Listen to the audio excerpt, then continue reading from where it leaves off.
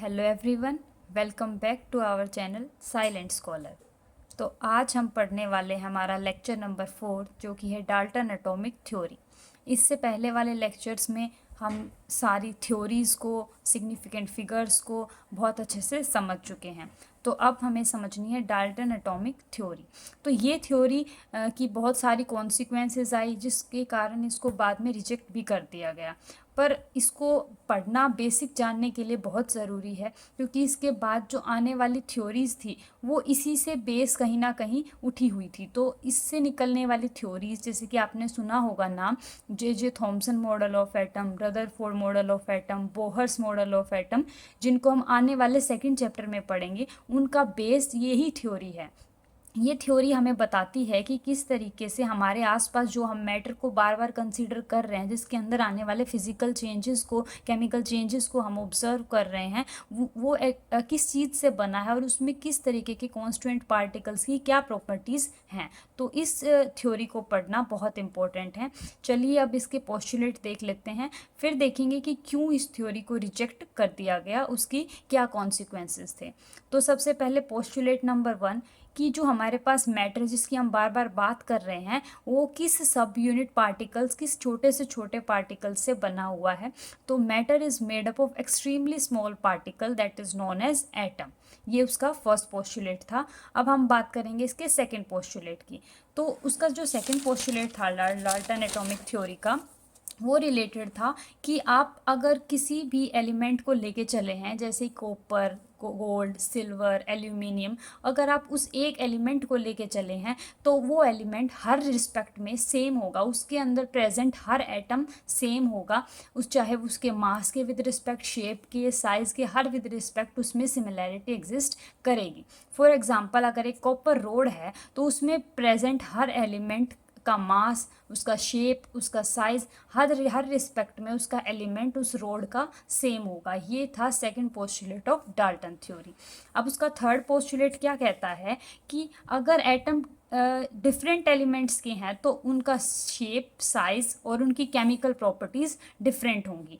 For example, आपके पास कोई दो डिफरेंट एलिमेंट्स हैं, लाइक एक है आपके पास गोल्ड और एक है आपके पास सिल्वर, तो दोनों के जो एटम्स होंगे उनका मास भी अलग होगा, दोनों की शेप भी अलग होगी और साइज़ भी अलग होगा और प्रॉपर्टीज़ भी अलग अलग होंगी। कोई तो ऑक्सीजन के साथ रिएक्ट करेगा, कोई ऑक्सीजन के साथ रिएक्ट नहीं करेगा। आपने सुना होगा बहुत सारे एलिमेंट की रिएक्टिविटी इतनी ज़्यादा होती है कि उनको किसी इनर्ट लिक्विड के अंदर स्टोर करके रखा जाता है ताकि वो रिएक्ट ना करें।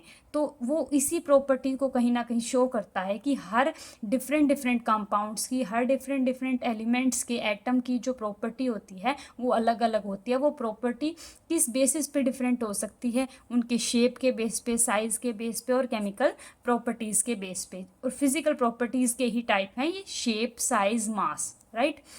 इसका फोर्थ जो हम पोस्टुलेट पढ़ने वाले हैं वो ये है कि जो आप प्लस शुरुआत से केमिस्ट्री में, क्या फिजिक्स में, साइंस में आप जो बेसिकली पढ़ते आ रहे हैं कि जो हमारे पास मैटर है जो कि एटम से मिलकर बना है, जिसको ना ही फर्दर तोड़ा जा सकता है और ना ही क्रिएट किया जाता है। Atom can neither be created and nor be destroyed. पर बाद में इसी जो इसके पोस्टुलेट है, इसके ऊपर इसी कॉन्सिक्वेंसेज आई, जिससे हमें पता चला कि एटम के अंदर फर्दर सब एटॉमिक पार्टिकल्स एग्जिस्ट करते हैं, जो कि क्या होते हैं हमारे पास, इलेक्ट्रॉन, प्रोटॉन और न्यूट्रॉन। तो उन सब की discovery further Dalton atomic theory के बाद हुई, इसीलिए इस थ्योरी में काफ़ी कमी पाए जाने के कारण इसको रिजेक्ट कर दिया गया, तभी फर्दर थ्योरीज आई हैं। तो आगे देखिए, इसका फिफ्थ पोस्टुलेट कहता है कि एटम एक स्मॉलेस्ट पार्टिकल है जो कि किसी केमिकल रिएक्शन में पार्ट लेता है। ये जो दोनों पोस्टुलेट्स हैं इनमें काफ़ी हद तक सिमिलैरिटी है, क्योंकि दोनों ही एक ही बात को बता रहे हैं कि उसको तोड़ा नहीं जाता और सब एटॉमिक पार्टिकल्स में। और ये भी है, इस पोस्टुलेट में भी यही बोला गया है कि स्मॉलेस्ट पार्टिकल है जो कि रिएक्शन में पार्ट लेता है। दैट मीन अगर हम किसी भी मैटर की रिएक्शन के ऊपर बात कर रहे हैं कि वो पहले इस फॉर्म में था, अब इस फॉर्म में आ गया, उसके अंदर आने वाले हर चेंजेस को अगर हम एक बिल्कुल माइक्रोस्कोपिक लेवल पे अगर जाके देखें तो चेंजमेंट किस में आता है, सिर्फ उनके एटम पे आता है, एटॉमिक लेवल पे आता है। पर हमें बाद में पता चला कि एटम से छोटे भी बहुत सारे लेवल हैं जिनके अंदर फर्दर चेंजेस आते हैं, जो आगे हम देखेंगे किस तरीके से रिएक्शन के अंडरगो जाने से इलेक्ट्रॉन्स में, प्रोटॉन्स में, उनके नंबर्स में चेंजमेंट आ जाते हैं। आगे देखिए है कि एटम्स ऑफ सेम और different element to make a compound, कि जो हमारे पास एटम है वो अगर किसी केमिकल रिएक्शन के अंडर को जा रहे हैं तो ज़रूरी नहीं है वो एक ही एलिमेंट के से कंबाइन करते रहे, वो एक ही टाइप के एलिमेंट से भी कंबाइन कर सकते हैं और एक से ज़्यादा एलिमेंट से भी कंबाइन कर सकते हैं। इसमें आके उस पोस्टुलेट में वो ये कहता है अपने फाइनल पोस्टुलेट में कि वो कंबाइन करेंगे एक सिंपल होल नंबर रेशो में, कि जब वो एक जैसे या एक से ज़्यादा डिफरेंट टाइप के कंपाउंड एलिमेंट से रिएक्ट करके कंपाउंड बना रहे हैं तो वो एक सिंपल रेशो में भी हो सकते हैं और एक डिफरेंट रेशो में भी हो सकते हैं। वो ये बोलता था कि सिंपल होल नंबर रेशो आएगा, आप जब भी एलिमेंट्स को कंबाइन करके कंपाउंड बनाओगे तो वो कंपाउंड जो होगा वो एक सिंपल होल नंबर रेशो में आएगा। पर नहीं, ऐसा बाद में देखा गया कि बहुत सारे ऐसे कंपाउंड्स हैं जैसे कि C12H22O11 that is a sugar complex. तो इस कॉम्प्लेक्स में जो हमारे पास डिफरेंट एलिमेंट्स हैं वो जो जिस रेशो में प्रेजेंट हैं वो एक सिंपल होल नंबर नहीं, वो एक काफ़ी कॉम्प्लेक्स रेशो में प्रेजेंट है। इसीलिए उसकी इस स्टेटमेंट को भी बाद में रिजेक्शन मिली, कंट्रोवर्सीज आई, इसीलिए इसकी बहुत सारी लिमिटेशंस भी हमें देखने को मिली। तो चलिए देखते हैं अब इसकी लिमिटेशन कि डाल्टन एटॉमिक थ्योरी को क्यों रिजेक्ट किया गया, क्या उसकी लिमिटेशंस रही। तो जो सबसे पहली लिमिटेशन थी जिसके ऊपर अभी हमने बात की कि जो एटम है वो इनडिस्टिंग्विशेबल है या उसको फर्दर तोड़ा नहीं जा सकता है। तो ये उसकी पहली लिमिटेशन थी कि एटम को तोड़ा नहीं जा सकता। एटम सबसे छोटा यूनिट है, वो ऐसा नहीं था, उसके अंदर काफ़ी और सब यूनिट छोटी प्रेजेंट होती हैं। तो ये इसकी पहली हमारे पास लिमिटेशन थी।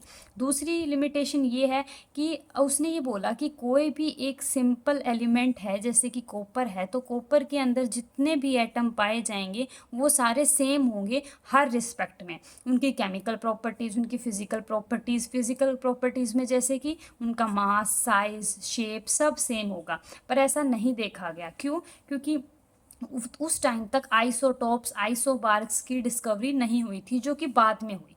ये देखा गया कि आइसोटॉप्स की डिस्कवरी से उसकी ये स्टेटमेंट डिफरेंट जो थी एस्पेक्ट में ली गई। कैसे? कि हमारे पास जो नेचुरल अबंडेंस में कार्बन होता है वो 612, मतलब उसका एटॉमिक नंबर 6 और मास नंबर 12 में वो एग्जिस्ट करता है। पर बाद में ये पाया गया कि कार्बन ना ही सिर्फ 612 में पाया जाता है, 614 में भी पाया जाता है और 613 में भी अवेलेबल होता है। तो ऐसे एलिमेंट्स जिनका atomic number same but mass number different होता है उनको आइसोटॉप्स बोलते हैं। तो इन आइसोटॉप्स की एग्जिस्टेंस से हमें ये समझ में आया कि ये सारे हैं तो कार्बन ही, पर सबका एटॉमिक मास डिफरेंट है। तो अगर उनका मास डिफरेंट है तो उनकी फिजिकल प्रॉपर्टी भी डिफरेंट हो गई, जिसके कारण उसकी जो स्टेटमेंट थी कि किसी एक एलिमेंट का हर एटम सेम होगा हर रिस्पेक्ट में, वो गलत हो गया। और उस टाइम तक ना ही न्यूक्लियर रिएक्शन की डिस्कवरी हुई थी, जिससे हमें ये समझ में नहीं आया था कि mass can be converted into energy and vice versa. तो मास एनर्जी E=mc², जो कि आइंस्टीन की फेमस इक्वेशन है, उसको भी ये लॉ गवर्न नहीं कर पा रहा था, क्योंकि इसके अकॉर्डिंग तो जो एटम है वो उसको तो तोड़ा ही नहीं जा सकता। वो तो एक सबसे सब एटॉमिक सबसे छोटी यूनिट है, तो अगर उसको तोड़ा ही नहीं जा सकता तो उसको किस तरीके से हम मास में कन्वर्ट कर पा रहे हैं, चेंज कर पा रहे हैं, एनर्जी में चेंज कर पा रहे हैं, उसको ये जो लॉ है वो एक्सप्लेन नहीं कर पाया। आगे इसकी लिमिटेशन जैसे कि आइसोबार, जैसे आइसोटॉप एग्जिस्ट करते हैं ऐसे ही आइसोबार भी होते हैं जिनका एटॉमिक मास सेम होता है बट एटॉमिक नंबर डिफरेंट होता है। इसने ये बोला था कि अगर कोई भी दो एलिमेंट डिफरेंट हैं तो उनके अंदर पाए जाने वाले हर एक एटम कि जो भी प्रॉपर्टी होंगी, चाहे वो साइज़ के विद रिस्पेक्ट हो, शेप के विद रिस्पेक्ट हो, मास के विद रिस्पेक्ट हो, वो क्या होंगी? डिफरेंट होंगी। पर ऐसा नहीं देखा गया।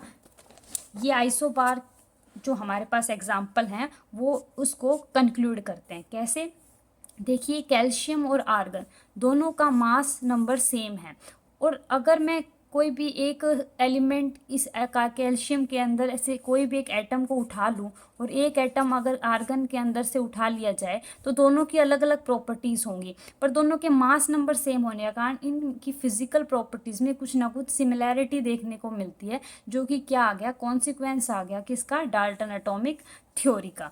तो इतने सारे इनकी लिमिटेशन आने के कारण इस थ्योरी को रिजेक्ट कर दिया गया और इस थ्योरी के बिसाइड्स में हमारे पास बहुत सारी नई थ्योरीज आई, जिसके बारे में हम चैप्टर नंबर 2 में डिस्कस करेंगे। तो चलिए अब हम अपना नेक्स्ट टॉपिक डिस्कस करते हैं, जो कि है atomic mass and molecular mass. अभी हमने बात की थी आइसोटॉप्स की, आइसोबार्स की, जिसमें हम बात कर रहे थे कि किस तरीके से कोई दो एलिमेंट या दो से ज़्यादा एलिमेंट्स का अगर एटॉमिक नंबर सेम है तो वो आइसोटॉप्स हैं, अगर इनका एटॉमिक मास नंबर सेम है तो वो आइसोबार हैं। तो यहाँ पे क्वेश्चन अराइज होता है कि ये एटॉमिक मास मॉलिक्यूलर मास क्या है। आपने अपने छोटी क्लासेस में पढ़ा होगा कि आप मासेस को, जो आपने एटॉमिक मासेस याद किए थे, hydrogen, helium, lithium, beryllium, up to 20 atomic number तक आपने मास नंबर याद किए थे, उन मास नंबर की यूनिट्स आप यू में लिखते थे, यू या फिर AMU, एटॉमिक मास यूनिट। ये atomic mass unit, molecular mass, atomic mass, क्या कॉन्सेप्ट है ये, तो अब हमें उसे पढ़ना है। तो अब आज के टाइम में एडवांसमेंट होने के कारण, टेक्नोलॉजी में एडवांसमेंट होने के कारण बहुत सारी स्पेक्ट्रोस्कोपिक टेक्निक्स या इंस्ट्रूमेंट्स हैं जिसके बेसिस पे हम एटॉमिक लेवल पे जाके किसी भी एटम का मास कैलकुलेट कर सकते हैं। ओनली मास ही नहीं, उसके अंदर की बहुत सारी प्रॉपर्टीज़ को भी हम स्पेक्ट्रोस्कोपिक टेक्निक्स के हेल्प से फाइंड आउट कर सकते हैं। इसका एक बहुत अच्छा एग्जाम्पल है मास स्पेक्ट्रोफोटोमेट्री। तो जो मास स्पेक्ट्रोमेट्री होती है, इसकी हेल्प से हम एटॉमिक मास को बहुत एक्यूरेसी से फाइंड आउट कर सकते हैं। पर ओल्ड टाइम में जब हमारे पास इतनी टेक्नोलॉजी नहीं थी, डिस्कवरीज बहुत कम हुई थी, तो उस टाइम पे एटॉमिक मास और मॉलिक्यूलर मास को जो निकाला जाता था वो एक रेफरेंस पॉइंट से निकाला जाता था, कि आप किसी एक एटम को अपना रेफरेंस ले लें और उसके बेसिस पे बाकी सारे एलिमेंट्स का मास जो है डिफाइन कर लें। जैसे कि अगर मैं ये बोलूँ कि अगर मेरे पास हाइड्रोजन सबसे स्मॉलेस्ट एलिमेंट है, तो उस स्मॉलेस्ट एलिमेंट के विद रिस्पेक्ट बाकी सारे एलिमेंट कितने भारी हैं, तो अगर मैं उनका मास उसके रेफरेंस में अरेंज करती जाऊं तो मेरे पास सभी एलिमेंट्स का मास आ जाएगा। पर बाद में ये देखा गया कि हाइड्रोजन की जो प्रॉपर्टीज़ हैं वो वेरिएबल प्रॉपर्टीज़ हैं, कि वो कभी तो पॉजिटिव वैलेंसी शो कर रहा है और कभी नेगेटिव। दैट मीन्स क्या, कि हाइड्रोजन होता है H11, उसमें एक ही इलेक्ट्रॉन है, एक ही प्रोटॉन है, तो इसकी टेंडेंसी कभी तो ऑन द रिएक्शन कंडीशन, कि वो उसको किसके साथ रिएक्ट कर रहा है और किस कंडीशन में रिएक्ट कर रहा है। तो जिस कंडीशन में उसको इलेक्ट्रॉन एक्सेप्टिंग इन्वायरमेंट मिल रहा होता है, तो ये अपना ड्यूप्लेट, ये ड्यूप्लेट मीन्स ये अपने अंदर दो इलेक्ट्रॉन्स को ही रख सकता है। आपने देखा होगा छोटी क्लासेस में हमारे पास शेल्स होती हैं 2, 8, 8, 18। तो वो जो शेल्स होती हैं, हाइड्रोजन अपनी ड्यूप्लेट को कंप्लीट करना चाहता है, तो वो क्या करेगा, अपने ड्यूप्लेट को कंप्लीट करने के लिए अगर उसको इलेक्ट्रॉन डोनेटिंग इन्वायरमेंट मिल रहा है तो वो अपने दो इलेक्ट्रॉन्स को कंप्लीट कर लेगा। और अगर उसको ऐसा इन्वायरमेंट कंडीशन मिल रहा है कि उसको अपने इलेक्ट्रॉन को डोनेट ही करना पड़ेगा, तो वो इस एक इलेक्ट्रॉन को भी डोनेट कर देता है। तो कभी तो वो पॉजिटिव वैलेंसी शो कर रहा है और कभी negative. Negative valency means to accepting that electron and positive to donate that electron. तो इन ऐसी कंडीशंस को ध्यान में रखते हुए हाइड्रोजन को जो है रेफरेंस नहीं माना गया, रेफरेंस माना गया कार्बन 12 को। जो कार्बन 612 है उसको एक रेफरेंस माना गया, उसके बेसिस पे हमारे पास एटॉमिक मास और मॉलिक्यूलर मास फर्दर उसी के बेसिस पे आ गए। अगर आपको एटॉमिक मास पता है तो एटम्स ही तो कंबाइन होकर मॉलिक्यूल्स बनते हैं, तो उन्हीं मॉलिक्यूल्स को रिपीट करते जाएंगे तो क्या आ जाएगा, मॉलिक्यूलर मास आ जाएगा। This is nothing but the simple mathematics. तो अगर आपको एटॉमिक मास, आपको क्या है, जो मेन हमारे पास हमारा काम है वो है एटॉमिक मास निकालना। रेफरेंस क्या लेना है आपको, कार्बन 612। तो अब पढ़ते हैं सबसे पहले एटॉमिक मास। तो डेफिनेशन क्या है, बहुत सिंपल है, कि ये क्या होता है, टोटल मास होता है हमारे एटम का। और हमें पता है एटम क्या होता है, प्रोटॉन न्यूट्रॉन से बना होता है। आपने जब भी हम किसी भी एलिमेंट का स्ट्रक्चर लिखते हैं या फिर उसका नोटेशन करते हैं तो वो कुछ इस टाइप से करते हैं, एक्स और ऊपर क्या लिखते हैं, ए लिखते हैं। और यहाँ पे हमारे पास ये पी जो है ये नंबर ऑफ प्रोटॉन्स हैं। तो यहाँ जो नीचे इसके नीचे जो लिखा जाता है ये इसको बोलते हैं हम नंबर ऑफ प्रोटॉन्स या नंबर ऑफ इलेक्ट्रॉन्स। जो इसके ऊपर वो लिखा जाता है जो इसको हम ए से डिनोट करते हैं ये होता है मास नंबर, जो कि होता है प्रोटॉन प्लस न्यूट्रॉन। तो अब जो यहाँ पे प्रोटॉन प्लस न्यूट्रॉन का सम है वो एटॉमिक मास है। अब हमें कैसे पता चलेगा कि किसी भी एटम के अंदर कितने प्रोटॉन हैं कितने न्यूट्रॉन हैं? तो ऐसे इसको काउंट करना तो डिफ़िकल्ट है, इसीलिए हमने यहाँ एक रेफरेंस लिया है जो कि क्या है, कार्बन 12। तो अगर हमें किसी भी एटम का मास निकालना है तो हमें 1 AMU को डिफाइन करना पड़ेगा, that is atomic mass unit, जो कि क्या होती है 1/12 ऑफ कार्बन 12 एटम का जो मास होता है उसका 1/12 कर दीजिए, mass of 1 atom of carbon 12। कि आपका जो कार्बन 12 है अगर उसका जो मास है, एक एटम जो कि कार्बन 12 है, अगर उसका मास लेके उसका 1/12 हिस्सा कर दिया जाए तो वो 1 AMU के बराबर आ जाएगा। जो 1 AMU की वैल्यू अगर हमारे पास है तो उसके अंदर जितने प्रोटॉन्स या जितने न्यूट्रॉन होंगे उनके विद रिस्पेक्ट उसके AMU की वैल्यू उतनी ही बढ़ती चली जाएगी और हमें एटॉमिक मास नंबर जो है वो इजीली कैलकुलेट कर सकते हैं। अब हमारे पास जो जनरल वे होता है कि अगर हमें एटॉमिक नंबर पता है तो हम मास कैसे निकालेंगे। वैसे ये जनरल सभी एटॉमिक नंबर्स पे एप्लीकेबल नहीं है, पर मोस्ट ऑफ द केसेस में आप यही रूल को अप्लाई करेंगे तो आपको approx atomic mass number obtain हो जाएगा।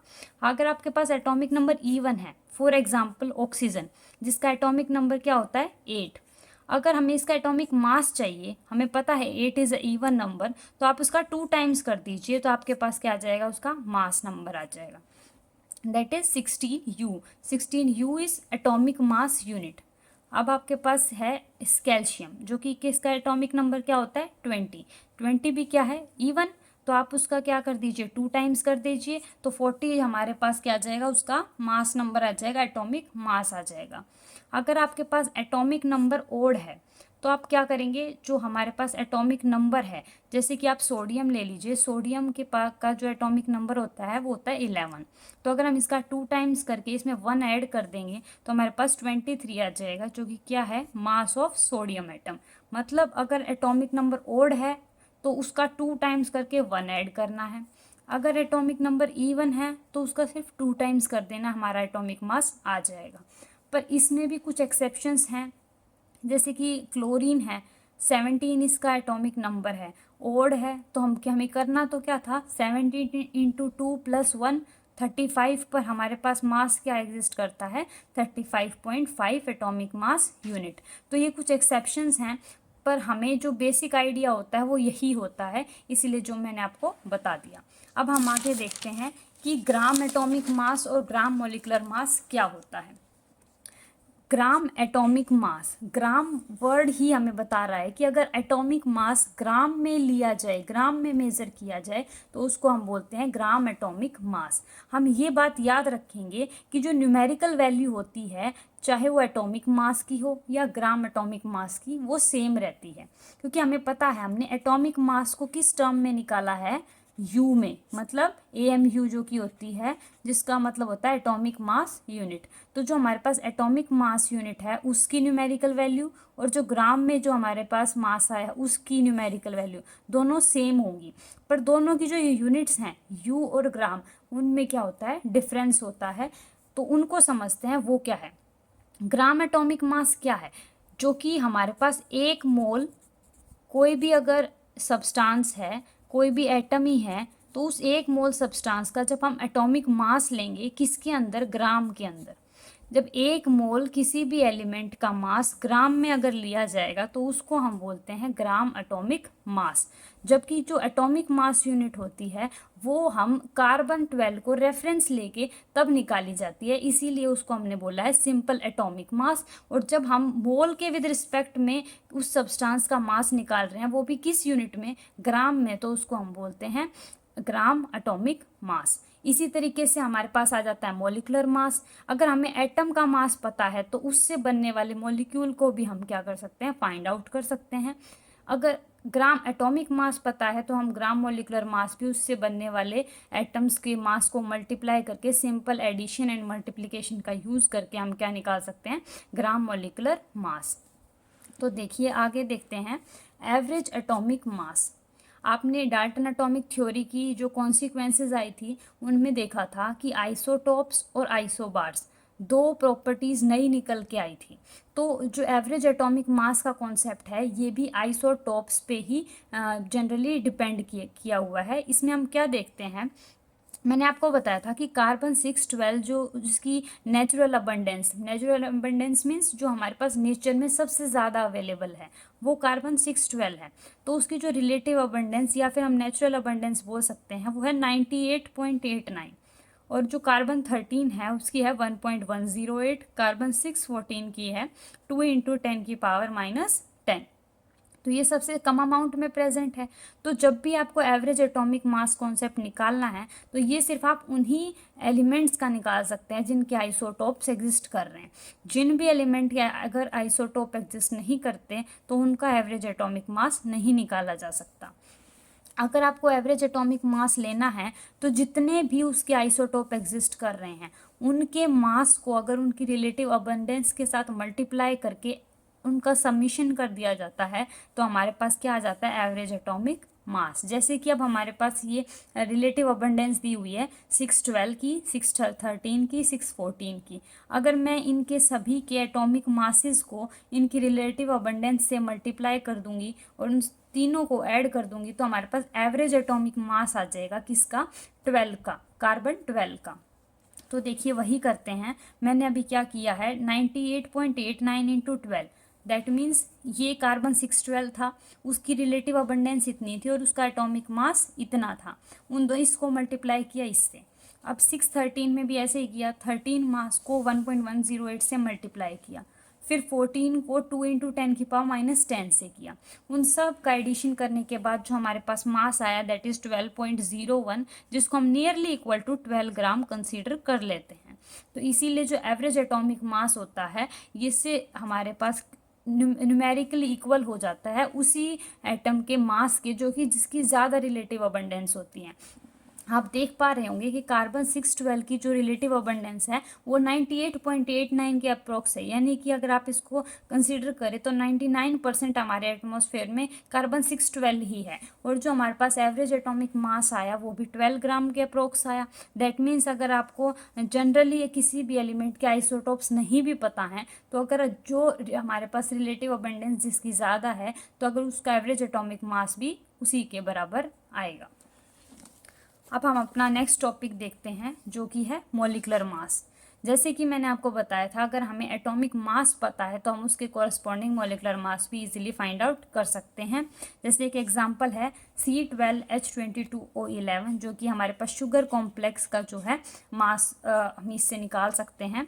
तो सबसे पहले हमें पता है कितने कार्बन हैं यहाँ, 12, और एक कार्बन का मास कितना होता है 12, प्लस में हाइड्रोजन का मास 1 होता है और कितने हाइड्रोजन है 22 × 1 22, प्लस में ऑक्सीजन का मास कितना होता है 16 और कितने ऑक्सीजन है 11। सबको ऐड कर दिया तो कितने आ गया 342 ग्राम हमारे पास मॉलिक्यूलर मास आ गया। एक और होता है जिसका नाम है फॉर्मूला मास। अब आपने ये जो अभी मॉलिक्यूलर मास एटॉमिक मास निकाले ये तो आपने सिर्फ कंपाउंड्स के मास निकाले हैं जिनके अंदर एटम्स और मॉलिक्यूल्स को हम डिफ्रेंशिएट कर सकते हैं। जैसे कि अगर आपने मॉलिक्यूलर मास निकाला तो मॉलिक्यूल्स में अलग अलग एटम्स आप उनको डिफ्रेंशिएट कर पा रहे हो, जैसे कार्बन इतने हैं, हाइड्रोजन इतने हैं, ऑक्सीजन इतने हैं। पर जब बात आती है आयोनिक कंपाउंड्स की तो आयोनिक कंपाउंड में डिस्क्रीट फॉर्म में अलग अलग हमारे पास ऐसा नहीं होता कि Na पॉजिटिव अलग पड़े हुए हैं, Cl नेगेटिव अलग हैं। वहाँ क्या होता है NaCl का एक लेटिस बना होता है, वो लेटिस ही बार बार क्या होता है रिपीट होता रहता है। उसको हम उसी का हम क्या निकालते हैं फॉर्मूला मास निकालते हैं कि हमारे पास जो NaCl है वो कितनी बार रिपीट हुआ है, उस एक जो यूनिट है उसका मास कितना है वो हम निकालते हैं फॉर्मूला मास के बेसिस पे। जैसे कि फॉर्मूला मास जो होता है किसी भी सब्सटेंस का वो सम होता है atomic mass of constituent atom of an ionic compound. कि अब आपको ये तो नहीं पता होगा कि उसमें NaCl के कितने यूनिट्स प्रेजेंट हैं, तो आप क्या करोगे कि उस लैटिस के अंदर जो एटम्स हैं उनका डायरेक्ट सम कर दोगे, तो हमें देखने से तो यही लगेगा कि ये सेम मोलिकुलर मास जैसा ही है, कि फर्दर जो हमारे पास कॉन्स्टिट्यूएंट पार्टिकल थे उन्हीं का मास लिया हुआ है। पर ये सिर्फ आयनिक कंपाउंड्स पे एप्लीकेबल होता है, जो कि डिस्क्रीट फॉर्म में एटम्स में टुकड़ों के फॉर्म में एग्जिस्ट ना करके एक कॉम्प्लेक्स के तौर पे, या जिसको तोड़ा नहीं जा सकता उस फॉर्म में एग्जिस्ट करते हैं और रिपीट होते रहते हैं over the whole the lattice. इसी कारण उनको तोड़ा नहीं जा सकता, इसीलिए उनका मास निकालने का एक अलग नाम रख दिया गया है, दैट इज़ फॉर्मूला मास, क्योंकि उसका फॉर्मूला सेम रहता है, वो टूटता नहीं है। अब हमारे पास एक क्वेश्चन आता है कि हम पहले जो एटॉमिक मास निकाल रहे थे हाइड्रोजन को रेफरेंस लेके, उसकी जगह हमने जो कार्बन 612 को यूज़ किया, उसमें जो 1 AMU है वो 1 AMU आया कैसे, और हमें कैसे पता कि 1 AMU की वैल्यू कितनी है, और आगे उसको फर्दर कैसे यूज़ किया गया, अब हम उसको वो समझते हैं। तो देखिए, सबसे पहले तो हमें ये पता है कि 1 AMU किसके बराबर हम लेके चले थे। जब हम रेफरेंस ही लेके चले थे कार्बन 12 को, तो हमने ये माना था कि अगर हम कार्बन 12 का 1/12 हिस्सा कर देंगे किसी भी कार्बन, मान लीजिए कि ये कोई एक सर्कल जो है वो कार्बन 12 है, अगर इसके 12 हिस्से कर दिए जाएं, तो उसमें से जो 12वें 1/12वां हिस्सा जो होगा उसका, उसके मास का, वो 1 AMU के बराबर आएगा। तो 1/12 ऑफ मास ऑफ कार्बन 12 किसके बराबर है, 1 AMU के बराबर है। तो अगर हमें मास ऑफ कार्बन 12 के एक एटम का अगर मास पता चल जाए, तो हम आसानी से बता सकते हैं कि 1 AMU की वैल्यू कितनी होती है। तो देखिए, अब हमें कार्बन 12 को लेना है और उसका कितना एटम, सिर्फ एक एटम, सिर्फ एक एटम कार्बन 12 का उसका मास निकाल लेते हैं, तो हम 1 AMU की वैल्यू बता सकते हैं। तो देखिए, मान लीजिए ये जो सर्कल है ये कार्बन 612 है, तो इसके अंदर क्या क्या प्रेजेंट होगा। ये जो 6 है, इससे आप क्या समझ रहे हैं, इसमें 6 ही प्रोटॉन है और 6 ही इलेक्ट्रॉन है। अगर उसका मास नंबर 12 है, तो मास नंबर किस किस का सम होता है, प्रोटॉन और न्यूट्रॉन का। अगर प्रोटॉन 6 है और मास नंबर 12 है, तो न्यूट्रॉन कितने रहे होंगे, 6। तो 6 प्रोटॉन है और 6 न्यूट्रॉन है। तो मास ऑफ कार्बन 12 अगर निकालना है, तो 6 मास ऑफ प्रोटॉन कर दीजिए। अगर एक प्रोटॉन का मास, अगर मास ऑफ प्रोटॉन MP से मैं डिनोट कर रही हूँ, और अगर वहाँ पे 6 प्रोटॉन्स हैं, तो 6 प्रोटॉन्स का मास क्या हो जाएगा, 6 × MP मास ऑफ प्रोटॉन। और 6 अगर न्यूट्रॉन है, तो 6 × mass of neutron plus 6 × mass of electron. ये कुछ इस तरीके से है कि अगर हमारे पास किसी भी रूम में 3 सब्सटेंस पड़े हैं, जो कि पेन है, पेंसिल है और हमारे पास इरेजर है, तो अगर मैं ये बोलूँ कि मुझे रूम में पड़ी हुई टोटल कितने नंबर ऑफ ऑब्जेक्ट्स पड़े हैं, तो मैं क्या करूँगी, कितने नंबर ऑफ पेंसिल पड़ी हैं, कितने नंबर ऑफ इरेजर एंड कितने नंबर ऑफ पेन पड़े हैं, तो ये उनके नंबर और ये उनके क्या आ जाएंगे, कितनी उनकी क्वांटिटी है, जो कि उनके क्या है, मास नंबर हैं। जो मास ऑफ इलेक्ट्रॉन है वो क्या होता है, नेग्लिजिबल होता है। मैंने यहाँ लिखा है कि मास ऑफ इलेक्ट्रॉन कितना होता है, 9.1 × 10⁻³ kg, यानी 9.1 के डिवाइड में अगर 31 जीरो लगा दी जाएं, उतना होता है मास ऑफ इलेक्ट्रॉन। तो अगर आप mass of 1 atom of carbon 12 निकालेंगे, तो वो हो जाएगा 6 mass of proton 6 × mass of neutron. जो मास ऑफ प्रोटॉन और मास ऑफ न्यूट्रॉन होता है वो ज़्यादा नहीं, उनमें बहुत कम डिफरेंस होता है, इसीलिए हम मास ऑफ प्रोटॉन और न्यूट्रॉन को सेम कंसीडर कर रहे हैं। अगर किलोग्राम में निकालेंगे तो 1.66 × 10⁻27, और किलोग्राम को ग्राम में चेंज करते हैं तो क्या करते हैं, 1000 से मल्टीप्लाई, मतलब 10⁻3। बेस सेम है, पावर ऐड हो जाएंगी, -24 प्लस का 3, 27 प्लस का 3 क्या आएगा, -24। तो हमने यही किया है, 1.66 × 10⁻24 ग्राम्स। तो अगर हमने ग्राम्स में यहाँ वैल्यू पुट कर दी, ये आ गया एक एटम कार्बन 12 का मास। अब इस वैल्यू को अगर हम यहाँ पुट कर देंगे, तो हमारे पास 1 AMU की वैल्यू आ जाएगी, जो कि क्या है हमारे पास 1.66 × 10⁻24, क्योंकि 12 से 12 कट गया, तो 1 AMU किसके बराबर है हमारे पास, ये आप क्या नोटिस कर रहे हैं, जो कि मास ऑफ प्रोटॉन था और मास ऑफ न्यूट्रॉन था, उसी के बराबर हमारे पास 1 AMU आ गया। तो इसी तरीके से हम आगे फर्दर डिफाइन कर पाए कि किस तरीके से किसी भी एटम का मास डिफाइन किया जा सकता है with the help of 1 AMU। तो इस लेक्चर को हम यहीं स्टॉप करते हैं। नेक्स्ट लेक्चर में हम पढ़ेंगे आगे मोल कॉन्सेप्ट और उससे रिलेटेड कुछ फॉर्मूलाज और न्यूमेरिकल्स। सो तब तक आप इस लेक्चर को और बाकी के तीनों लेक्चर्स को पूरा देखिए और हमारे साथ बने रहिए और मोल कॉन्सेप्ट को हम पूरा करेंगे। सो अगर आप नए हैं तो चैनल को सब्सक्राइब कीजिए, लाइक कीजिए। Thank you.